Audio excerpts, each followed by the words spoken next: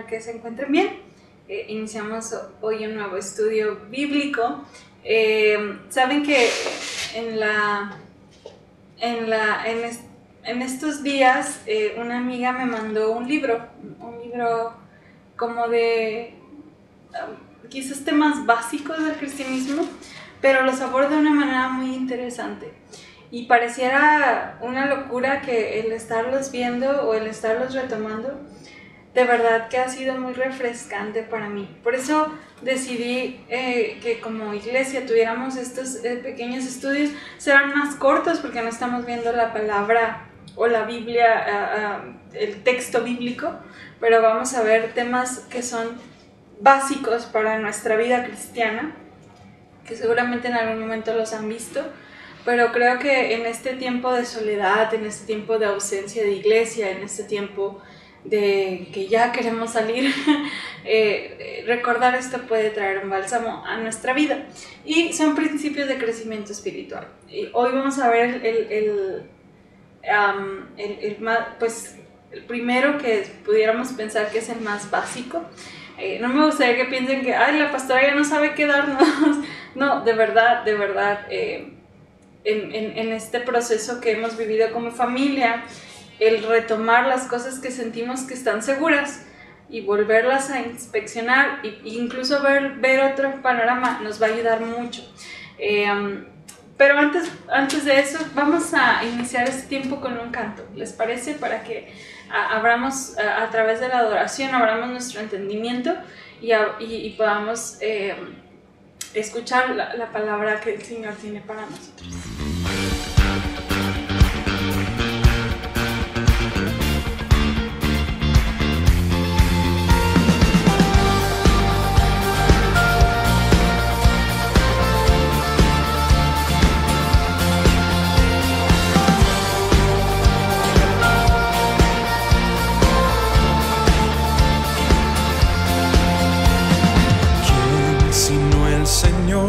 Las estrellas creó y su luz limitó. ¿Quién sino el Señor? Sol y luna formó, movimiento les dio. ¿Quién sino el Señor? Hace la lluvia venir y truenos rugir. Tus obras grandes son, Dios poderoso, tú gobiernas la creación, con tu palabra, Señor, te exaltaremos. Dios poderoso, de ti canta la creación, llenas todo tu Señor.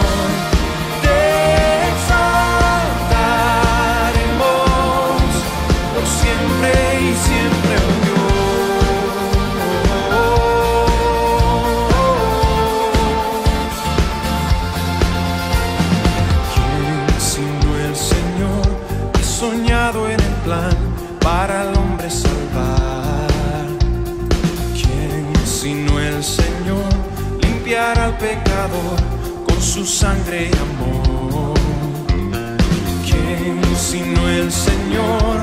Puede dar vida y salvar por una cruz. Tus planes grandes son, Dios poderoso, gobiernas la creación, con tu palabra, Señor, te exaltaremos. Dios poderoso, de ti canta la creación, llenas todo tu Señor, te exaltaremos por siempre.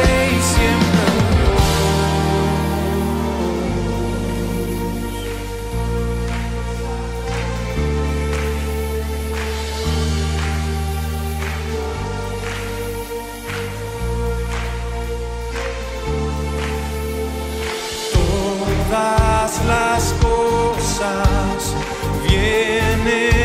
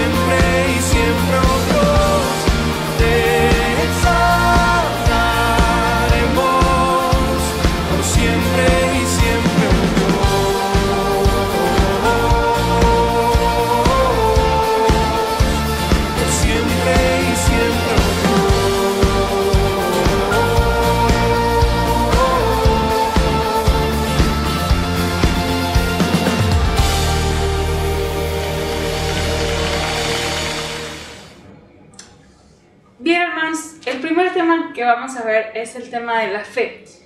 Por ahí les mandé el libro que vamos a estar viendo, se llama Las Cartas Verdes. Realmente ese mensaje, decía el prólogo que se llama Cartas Verdes porque el autor escribió en hojas verdes este contenido, no es algo más figurado ni mucho menos, es simplemente por eso fue que se llama Cartas Verdes. Y el primer tema más es la fe. Y uno piensa en fe y a lo mejor sentimos que estamos bien parados en la roca, en Jesús, en lo que creemos. Y este autor comienza a preguntar, invitándonos a, como dice Pablo en 2 Corintios 13:5, examinemos si estamos en la fe. Y parece broma, porque ¿cómo me voy a poner a examinar si estoy en la fe?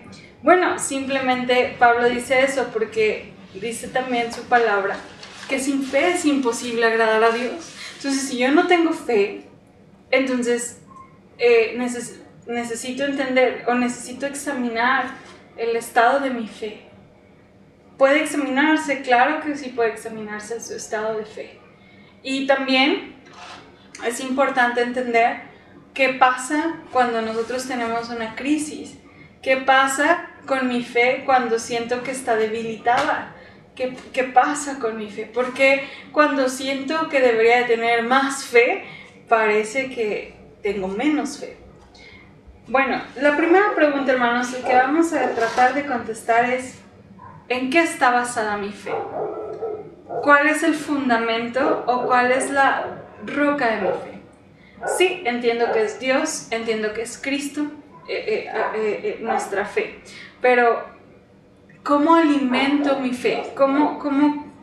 ¿De dónde me baso para decir que creo en esto? Bueno, hermanos, definitivamente nuestra fe debe estar basada en los hechos bíblicos, en las escrituras, en lo que las escrituras nos hablan de quién es Dios, de quién es la persona de Jesucristo, de la función del Espíritu Santo.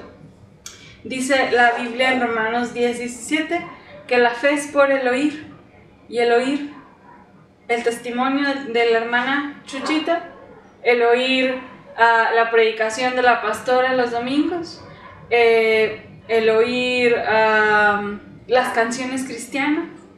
No, dice el oír la palabra de Dios. Y a lo mejor cada aspecto que dije tiene palabra de Dios, pero es muy importante, hermanos, entender que mi fe, mi fundamento, debe ser la palabra de Dios. Si su fe o mi fe, si lo que yo creo de Dios, hermanos, está basado en lo que me dijo una hermana, si mi fe está basada en lo que yo siento que dice Dios, si mi fe está basada en conjeturas, en decir, bueno, pues yo creo que la Biblia dice. No sé si a usted le ha pasado que a veces le agregamos cosas a la Biblia que ni siquiera dicen, ¿verdad? Yo no sé si usted sabía, pero la Biblia no dice que ayúdate que yo te ayudaré. Eso no dice la Biblia. La Biblia tampoco dice que una hoja de árbol no se mueve si no es la voluntad de Dios. Y ciertamente son aspectos que podemos ver que Dios, toda la voluntad de Dios está por encima de todas las cosas. Sin embargo, no son fundamentos bíblicos. Y a veces ahí está basada nuestra fe. El otro día veía frases así que usamos mucho. Dios le da sus mejores batallas a sus mejores guerreros. Eso tampoco viene en la Biblia. Y a veces, hermanos, de verdad que nuestra fe se basa en una frase bonita que leímos, en una palabra de ánimo, que no es mala, hermanos, pero una fe cimentada, real, que no cambia, debe estar en los hechos bíblicos, en lo que dice la Escritura de quién es Dios, en cómo Dios se manifiesta, en qué hizo, en la obra redentora de Jesús en la cruz. Mi fe no puede estar basada en la experiencia de alguien más o en mi propia experiencia. Es que a mí me pasó, es que Dios me dijo. no puede estar basada en eso, en emociones. Si yo me siento bien, entonces tengo fe, si no me siento bien, entonces no tengo fe. Tampoco puede estar basada en conjeturas, es decir, leí esto por aquí, se lo agrego y hago toda una exposición. Hebreos 11:1 es el típico pasaje, ¿verdad?, que usamos cuando queremos definir fe. Acompáñenme si quieren a Hebreos. Hebreos, hermanos, es pues el versículo más común que usamos para definir fe, ¿verdad? La certeza de lo que se espera y la convicción de lo que no se ve. Pero ese pasaje, hermanos, le agregamos un montón de cosas. La certeza de lo que se espera. Y entonces empezamos a decir la certeza de que va a venir, no sé, la sanidad. La certeza de que va a venir un trabajo más próspero. La certeza de que va a venir, no sé, una casa más grande. Y según las escrituras, ¿de qué nos está hablando? No es que queramos, no es una certeza de que va a venir todo lo que yo quiera. No es lo que yo quiero ver. La fe está basada en los hechos de la palabra de Dios y da evidencia de las cosas no vistas. Está hablando de Dios, de su esencia, de su presencia, la certeza de lo que no se ve. A Dios no lo hemos visto, a Cristo no lo hemos visto, nuestras manos no han palpado sus manos, no han palpado su rostro, pero tenemos una certeza de que esto es real. Entonces nuestra fe debe estar basada, hermanos, en esa evidencia de las cosas que no son, que no podemos ver, pero la palabra nos las afirma y la palabra nos las confirma una y otra vez. Dice en el libro, todos nosotros comenzamos con este principio cuando nacemos de nuevo. Nuestra creencia se agarró del hecho eterno de la muerte redentora y la resurrección de nuestro Señor y Salvador Jesucristo. Esta es la fe por la cual comenzamos y es la misma fe con la cual nos mantenemos firmes y caminamos y vivimos. Por tanto, de la manera que habéis recibido al Señor Jesucristo, andad en Él. Este es el principio de la fe, hermanos, el conocer a Cristo, el conocer su Escritura y el que su revelación sea lo más trascendente en nuestra dependencia de Él. Entonces, hermanos, la fe está basada o anclada en los hechos bíblicos. Y este autor me gustó mucho porque aunque parece que no ha dicho nada nuevo, algo muy importante es que las impresiones que tenemos no tienen nada que ver con respecto a la fe. La impresión que yo tengo de Dios, la impresión que yo tengo de la iglesia, la impresión, no me refiero a una forma impresionante, me refiero a las cosas que yo supongo que son, pero que realmente la Biblia no me da una evidencia. Por ejemplo, no, pues yo creo, no sé, yo creo que Dios, a pesar de todo lo que dice la Biblia, al final todos van a ser salvos, porque Dios esa impresión tengo. Pero la Biblia no dice eso. La Biblia habla de un juez justo, la Biblia habla de... Entonces mi fe no puede estar basada en la impresión que yo tenga de Dios, ni tampoco, hermanos, en lo que yo siento. Y a veces cuando no estamos bien delante de Dios o cuando hay pruebas duras en nuestra vida, lo primero que nuestro corazón empieza a sentir, por eso dice la Biblia que no confiemos en nuestro corazón, es que Dios está lejos, que Dios no escucha, que Dios se fue. Y entonces, ¿qué dice la Biblia? La Biblia nos dice que Él está, que Él permanece, que Él prometió estar con nosotros. Entonces, ahí es donde tenemos que entender que la fe sincera está anclada en los hechos bíblicos. Y entonces, si yo estoy vacía de conocimiento bíblico, mi fe no puede crecer. No puedo conocer a Dios. No puedo saber qué dice no puedo saber cómo actúa, no puedo saber cuál es su reacción, no puedo conocer su voluntad, porque mi fe va a estar basada en las impresiones, en las experiencias personales, en las emociones, y no en bases bíblicas. Lamentablemente, dice aquí, las probabilidades son la gran tentación cuando se trata de ejercitar nuestra fe. La fe nada tiene que ver con las probabilidades. La especialidad de la fe comienza cuando cesan las probabilidades y la vista y los sentidos fallan. Es decir, la verdadera fe es cuando yo me rindo ante Dios y cuando empiezo a dejar que realmente su palabra se haga viva. Otra frase, hermanos, que encontré es que la fe no es una fuerza que nosotros ejercitamos, ni un impulso por creer que algo llegará a ser, pensando que si lo creemos con suficiente energía ocurrirá. Eso es bien interesante, hermanos, porque a veces creemos, tendríamos que hablar un poco más de esto, pero Jesús nos invita, ¿verdad?, a que nuestra fe crezca, y Él dice, pídanme y yo les doy, y que aún si nuestra fe fuera como un granito de mostaza, haríamos cosas extraordinarias. Pero, hermanos, el mover de Dios, la especialidad, lo que hace el Señor, el actuar de Dios, no está basado en la fuerza de mi fe, o en la grandeza, o en el hecho de decir, yo creo, como si fuera un amuleto mágico para que Dios actuara, como si yo tuviera la oportunidad de obligar a Dios porque tengo mucha fe.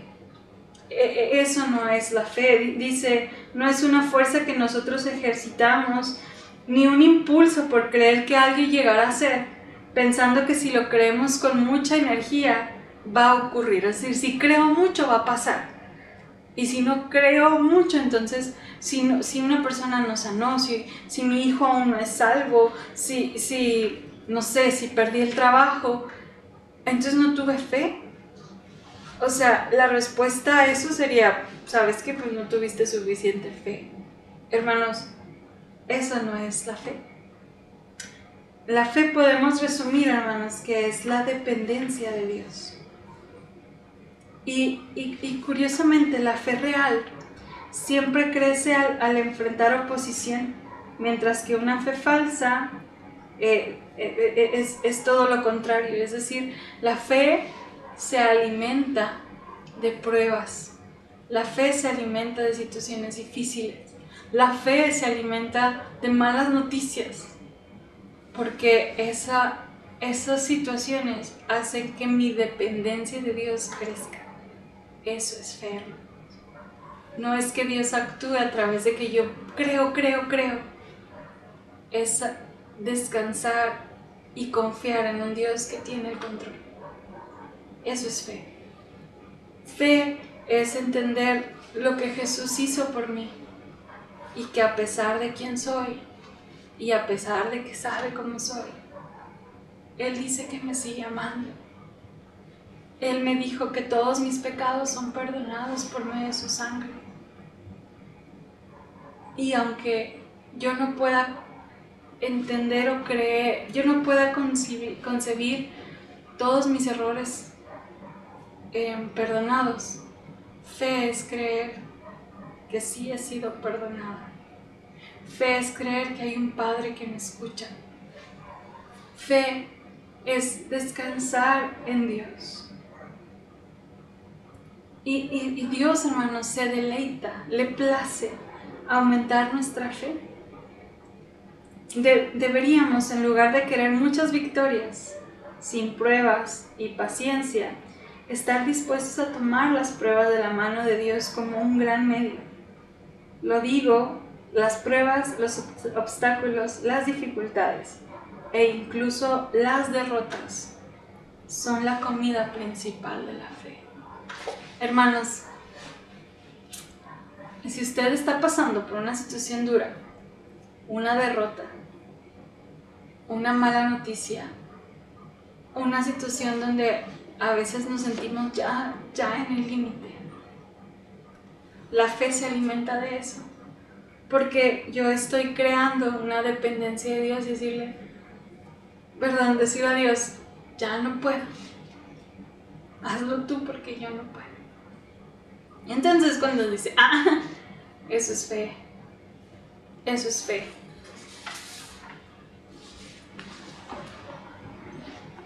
Esta dependencia de Dios comienza cuando la dependencia en ti mismo termina.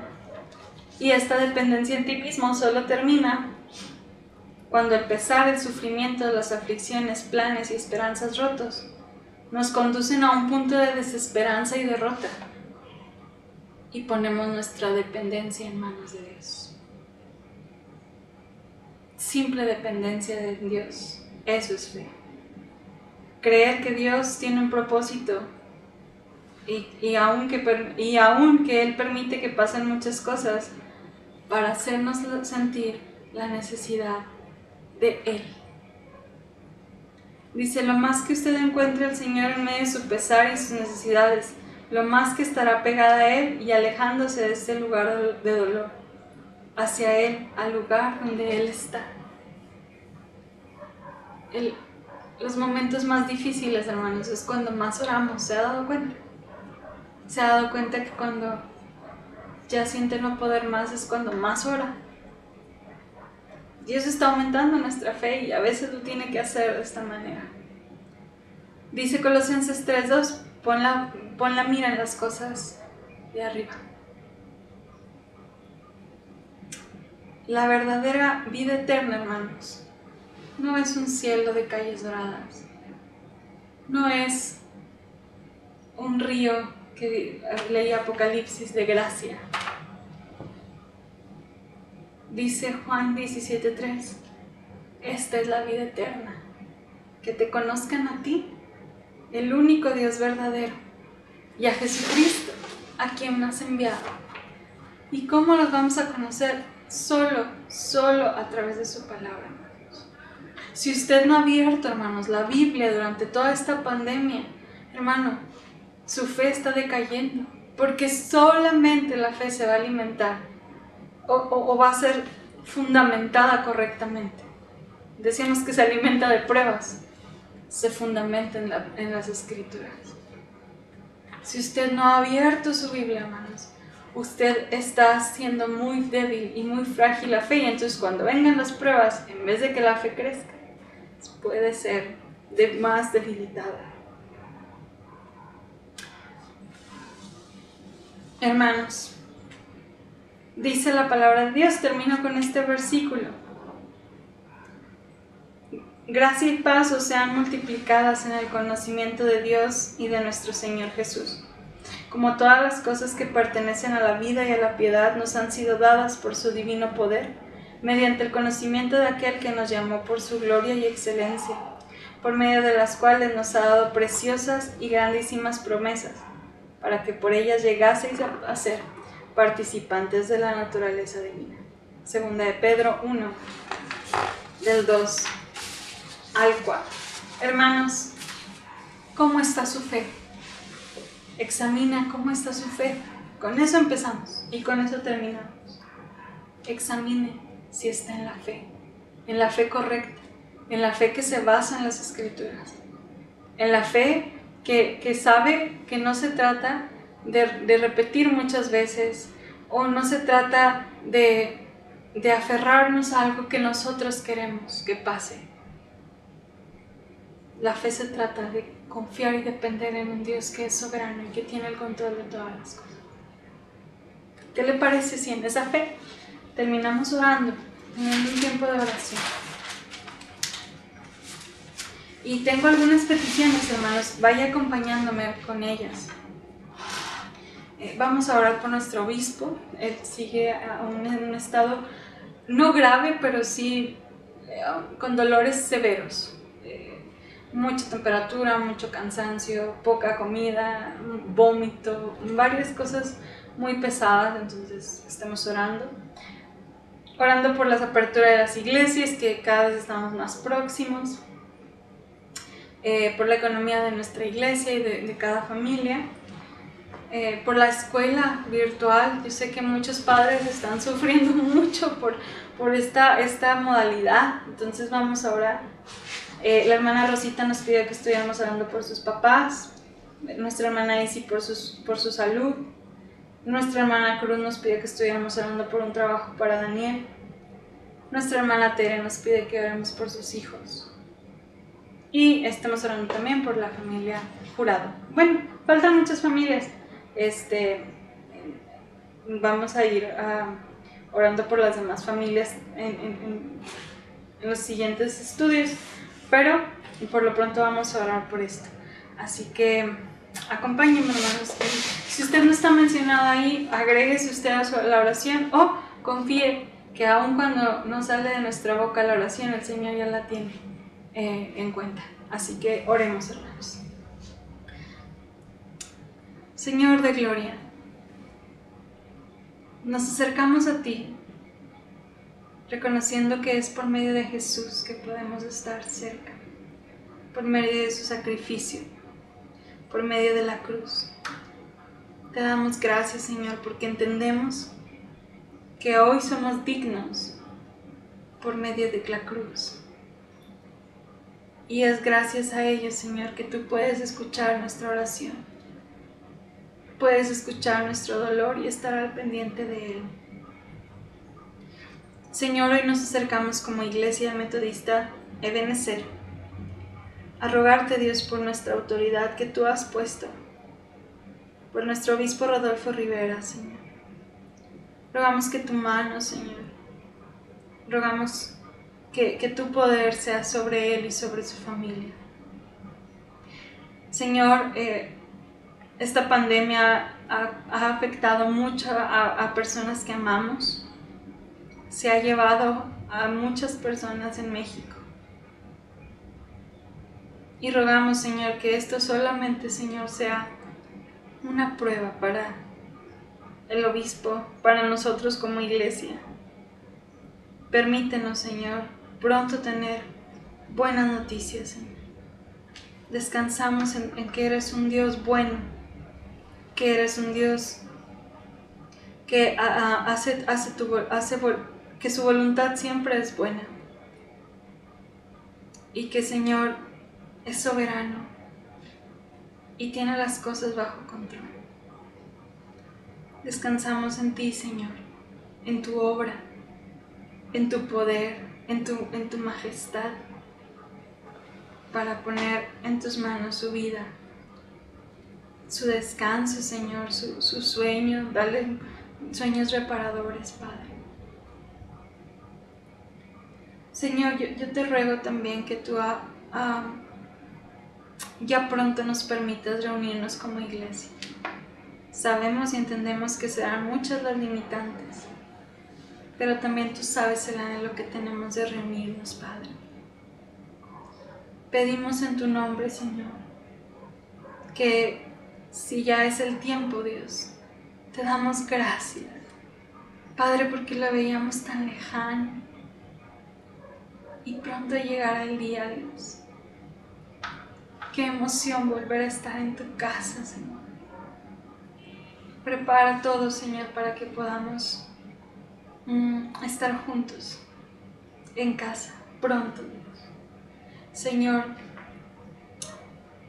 ha habido hermanos que han perdido su trabajo o por falta de trabajo su salario se ha visto reducido.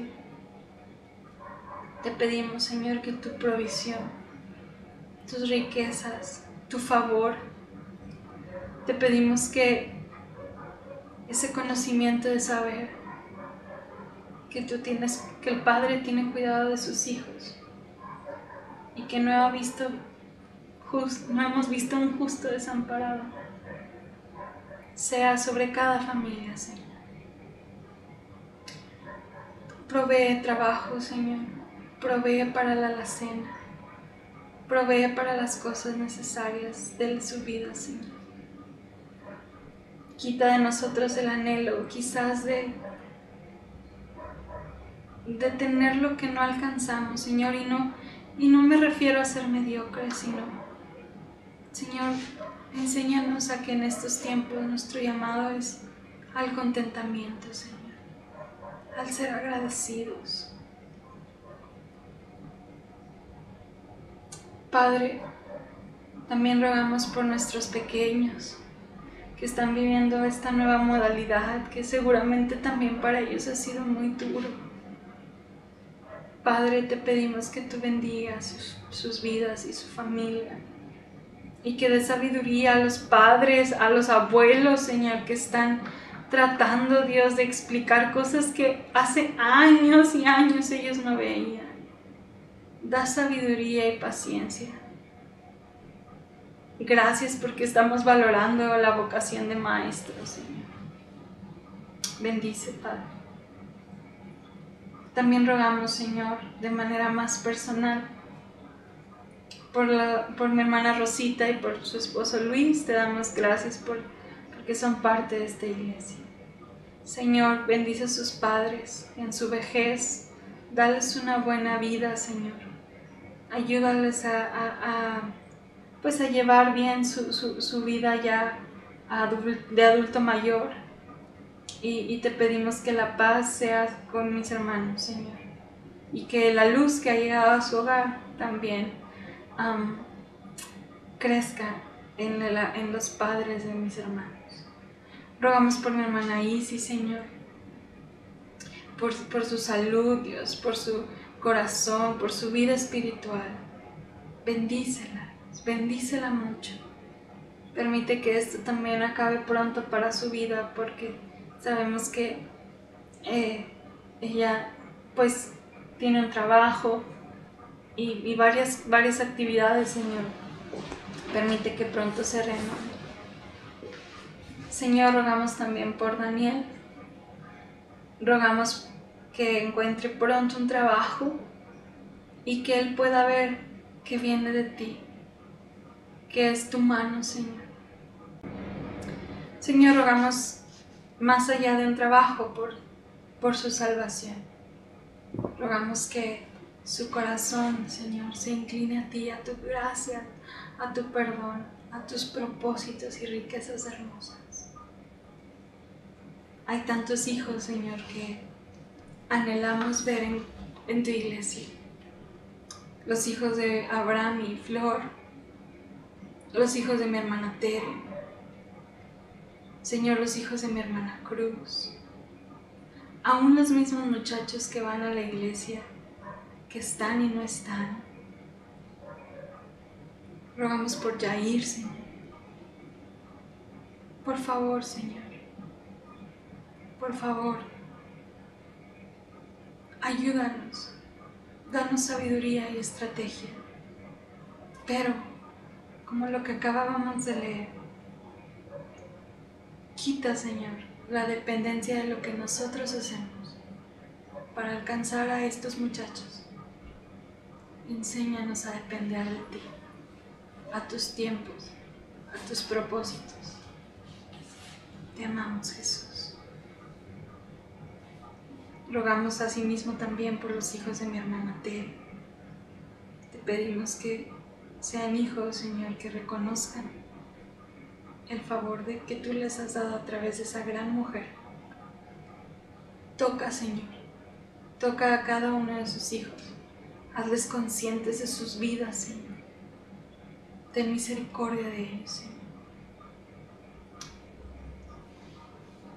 Señor, rogamos por mi hermana Lupita, por sus rodillas, por su trabajo, Señor. Donde quiera que ella esté, Señor, si ella está viendo esto, abrázala y bendícela mucho, Señor. Recuérdale lo mucho que la amas. Y, Señor, toda situación que pueda robarle la paz, Señor, hazla descansar siempre en ti. Rogamos por aquellos hermanos que en esta primera fase no podrán estar, los mayores, adultos mayores, los pequeños. Síguenos dando estrategias, Señor. Padre, te bendecimos y exaltamos porque eres bueno y porque podemos confiar en que tu palabra es verdad. Podemos confiar en que tú has escuchado nuestra oración y que eres un Dios lleno de misericordia. Gracias, buen pastor, por escucharnos. Te amamos, te bendecimos y rogamos porque tu nombre sea glorificado por medio de nuestra vida. En Cristo Jesús oramos. Amén y amén. Hermanos, el domingo es Santa Cena, así que preparen sus elementos. Rogamos a Dios que sea la última cena lejos de la iglesia. Lo más probable es que así sea. Pero preparen sus elementos para juntos celebrar el sacrificio de Cristo. Que Dios les bendiga y estamos en contacto.